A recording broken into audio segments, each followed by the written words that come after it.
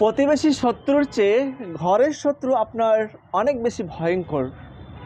যুগে যুগে যে সমস্ত দেশ রাষ্ট্র ধ্বংস হয়েছে, যেমন ধরুন না কেন নবাব সিরাজউদ্দৌলার ইতিহাস, মীর জাফররাই কিন্তু তাকে ধ্বংস করেছে। তো ঘরের শত্রু যখন চক্রান্ত করে আপনার ক্ষতি করতে চাইবে, সেই সময় কিন্তু আপনার বড় রকম ক্ষতি করতে পারবে।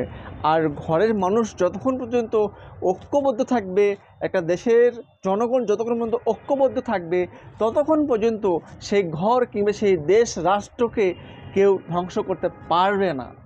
আর যখন দেখবেন আপনার দেশের মধ্যে থেকে কিংবা আপনার ঘরের মধ্যে থেকে আপনার বিরুদ্ধে ষড়যন্ত্র করতেছে, মুনাফিকগিরি করতেছে, মির্জাফরগিরি করতেছে, তখনই দেখবেন সেই ঘর, সেই রাষ্ট্র, সেই দেশ অবশ্যই ধ্বংসের দিকে চলে যাবে।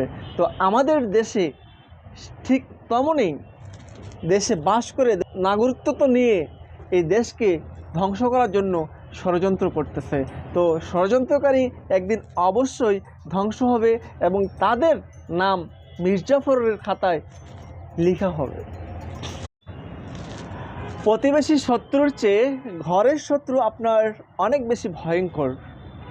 যুগে যুগে যে সমস্ত দেশ রাষ্ট্র ধ্বংস হয়েছে, যেমন ধরুন না কেন নবাব সিরাজউদ্দৌলার ইতিহাস, মীর জাফররাই কিন্তু তাকে ধ্বংস করেছে। তো ঘরের শত্রু যখন চক্রান্ত করে আপনার ক্ষতি করতে চাইবে, সেই সময় কিন্তু আপনার বড় রকম ক্ষতি করতে পারবে। আর ঘরের মানুষ যতক্ষণ পর্যন্ত ঐক্যবদ্ধ থাকবে, একটা দেশের জনগণ যতক্ষণ পর্যন্ত ঐক্যবদ্ধ থাকবে, ততক্ষণ পর্যন্ত সেই ঘর কিংবা সেই দেশ রাষ্ট্রকে কেউ ধ্বংস করতে পারবে না।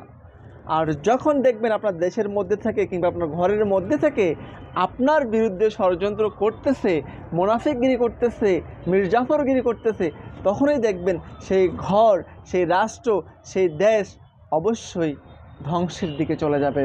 তো আমাদের দেশে ঠিক তেমনই দেশে বাস করে নাগরিকত্ব নিয়ে এই দেশকে ধ্বংস করার জন্য ষড়যন্ত্র করতেছে। তো ষড়যন্ত্রকারী একদিন অবশ্যই ধ্বংস হবে এবং তাদের নাম মির্জাফরের খাতায় লেখা হবে।